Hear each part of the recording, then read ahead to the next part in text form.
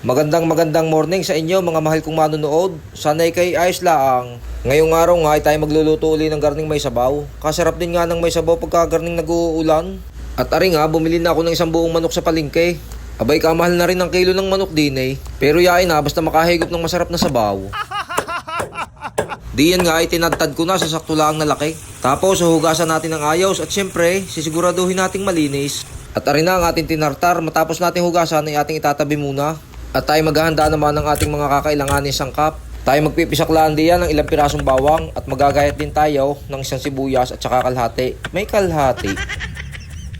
At ang luya naman ay ginayat ko lang ng papaganyan. Tapos ari naman ang sunod, papaya. Gagayatin din lang natin ng papagarne. Yan oh. Tayo nga pala ay maglalagay din diyan ng tanglad. Ang tawag sa amin diyan ay salay.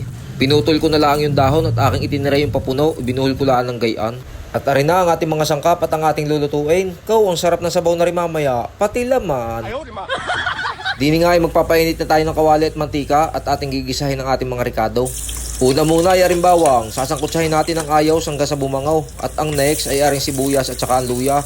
Sasangkutsahin din lang natin ang ayaw hanggang sa lumabas yung kanyang kabanguhan.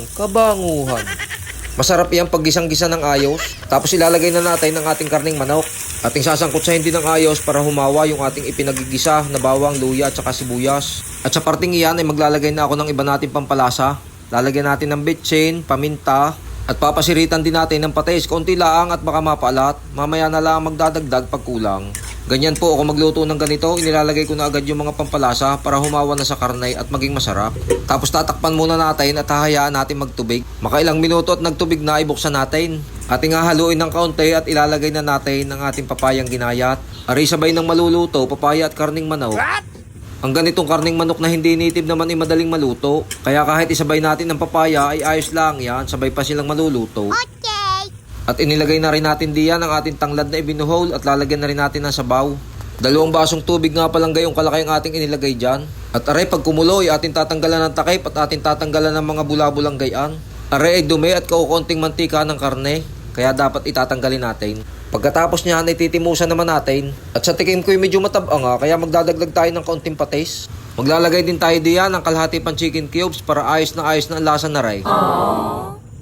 Atin lang kakadlo-kadluin at atin tatakpan, hintayin natin kumulo. Ang atin nga palang nilulutong ito ay tinulang manok. Ay baka hindi nyo pa alam eh. Hindi ko agad nasabi kanina. At aray, makailang minuto uli na kumukulo ay titingnan natin kung malambot ng papaya at saka ang karne.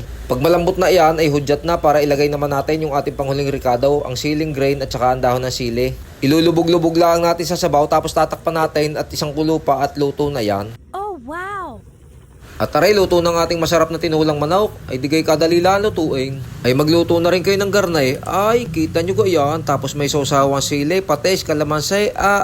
Ay husay, kahit bahaw. Ay siya, paanaw. Hanggang sa muli. Maraming salamat po.